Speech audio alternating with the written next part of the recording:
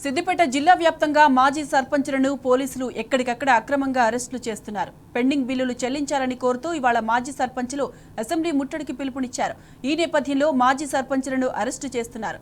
Kondapaka, Siddipet rural, Gajwel, Dubbaka మండలాలకు చెందిన పలు గ్రామాల మాజీ సర్పంచులను పోలీసులు అరెస్టు చేసి పోలీస్ స్టేషన్కు తరలించారు.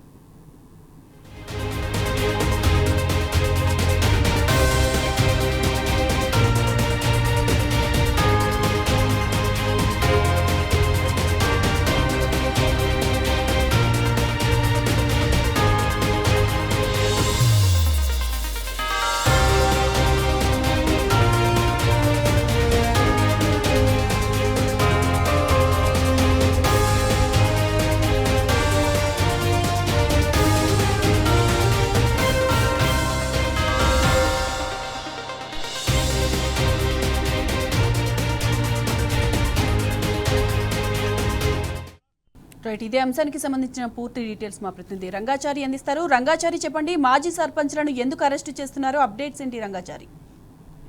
సాయి మాధవి, ముఖ్యంగా రాష్ట్రంలో ప్రజాపాలనలో ప్రజాస్వామ్యం కూని అవుతున్నటువంటి పరిస్థితి కనిపిస్తూ ఉన్నది.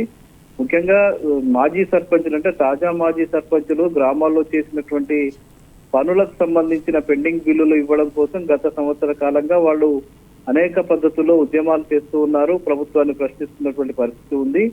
తాజాగా ఈ రోజు నుంచి శాసనసభ సమావేశాలు ప్రారంభం అవుతున్న నేపథ్యంలో అసెంబ్లీకి వెళ్లి అక్కడ తమ సమస్యను ముట్టడి చేసి తమ సమస్యను వివరించాలని చెప్పి రాష్ట్రానికి సంబంధించిన మాజీ సర్పంచుల యూనియన్ ఏదైతే ఉందో అది ఈ రోజు పిలుపునిచ్చింది. ఆ పిలుపు మేరకు ఈ రోజు ఉదయం హైదరాబాద్ కు వెళ్ళడానికి బయలుదేరుతున్నటువంటి మాజీ సర్పంచులందరినీ కూడా అరెస్ట్ చేసి పోలీస్ స్టేషన్లకు తరలించినటువంటి పరిస్థితి ఈ రోజు కనిపించింది. సిద్దిపేట జిల్లాలోని కొండపాక మండలం మరపడగా మిగతా చుట్టుపక్కల ఉన్నటువంటి గ్రామాలు, ఇటు సిద్దిపేట రూరల్, గజ్వేల్ ప్రాంతానికి సంబంధించిన పలు గ్రామాలకు సంబంధించిన మాజీ సర్పంచ్ని, అట్లాగే అటు ఉమ్మడి జిల్లాలోని సంగారెడ్డి, మెదక్ ప్రాంతాలకు సంబంధించిన మాజీ సర్పంచ్ని కూడా అదుపులోకి తీసుకుని పోలీస్ స్టేషన్లకు తరలించి నిర్బంధించినటువంటి పరిస్థితి ఈ రోజు కనిపించింది.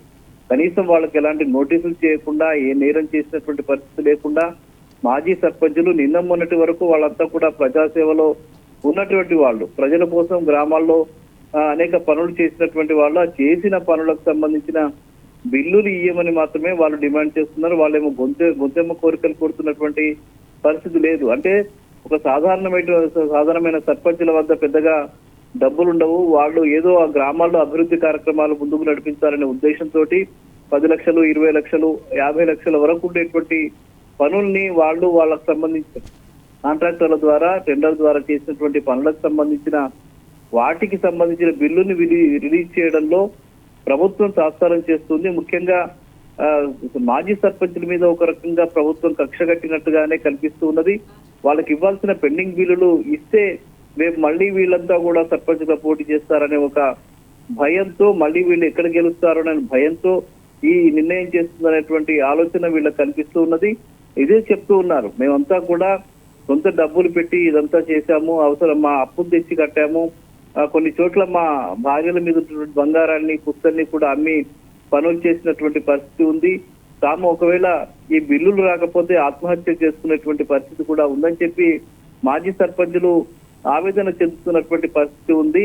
వాళ్ళంతా కూడా ఈ ఆందోళన కొనసాగిస్తున్నారు. గతంలో కూడా చాలా సందర్భాల్లో హైదరాబాద్ కు వెళ్ళడము, సెక్రటేరియట్కి వెళ్ళడము, ఇట్లాంటి పిలుపునిచ్చి ఆందోళన చేసినటువంటి సందర్భం అనేక సందర్భాల్లో జరిగింది. పోయినప్పుడల్లా ప్రభుత్వం ఒక హామీ ఇచ్చినట్టుగా చెప్తున్నప్పటికీ కూడా అది అమలులో మాత్రం సాధ్యం కావడం లేదు. ఇప్పటి వరకు కూడా పెండింగ్ బిల్లులకు సంబంధించి చిన్న బిల్లులు అంటే 10 లక్షలు, 20 లక్షలు ఇట్లాంటి ఉన్న బిల్లుల్ని కూడా క్లియర్ చేసేటువంటి పరిస్థితి లేదు. మరోవైపు పెద్ద బడా కాంట్రాక్టర్ల వరకు మాత్రం పెద్ద ఎత్తున బిల్లులు ప్రభుత్వం చెల్లిస్తున్నటువంటి పరిస్థితి కనిపిస్తుంది. వాళ్ళకు సంబంధించిన వ్యక్తులకు కానీ, వాళ్లకు అనుకూలంగా వ్యవహరించే వ్యక్తులకు కానీ, వాళ్ళ కమిషన్స్ ఇస్తున్నటువంటి వ్యక్తులకు కానీ పెద్ద ఎత్తున బిల్లులు చెల్లిస్తూ ప్రజాధనాన్ని అటువైపు మళ్లిస్తున్నటువంటి పరిస్థితి ఉంది. కానీ తమకు మాత్రం ఆ బిల్లులు ఇవ్వడం లేదు అని ఒక ఆవేదన చెందుతున్నటువంటి పరిస్థితి మాజీ సర్పంచ్లో కనిపిస్తుంది. ఇట్లా మేము ప్రశ్నిస్తే మాకు పోలీసుల ద్వారా నిర్బంధించి అరెస్టులు చేసి పోలీస్ స్టేషన్లకు తరలించడం ఏమిటి? ఇది ప్రజాస్వామ్య పద్ధతేనా? ప్రజాపాలన అంటే ఇదేనా అని చెప్పి మాజీ సర్పంచులంతా కూడా ప్రశ్నిస్తున్నటువంటి పరిస్థితి కనిపిస్తుంది. ఈ చర్యని బీఆర్ఎస్ పార్టీ తీవ్రంగా ఖండిస్తూ ఉంది. మాజీ మంత్రి హరీష్ రావు కూడా ఇందాకే మాట్లాడి మేము తీవ్రంగా ఖండిస్తున్నాం, ఇది ఆ మాజీ సర్పంచ్లు తక్షణమే విడుదల చేయాలి, వాళ్ళ పెండింగ్ బిల్లులన్నీ కూడా వెంటనే ఇవ్వాలని చెప్పి కూడా ఆయన డిమాండ్ చేసినటువంటి పరిస్థితి ఉంది. మరోవైపు అటు బీఆర్ఎస్ పార్టీ కూడా తీవ్రంగా ఖండిస్తున్నటువంటి పరిస్థితి కనిపిస్తూ ఉన్నది.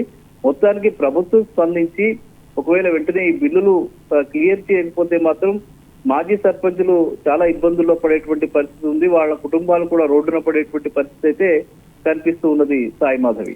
Right Rangachari, thanks for the updates.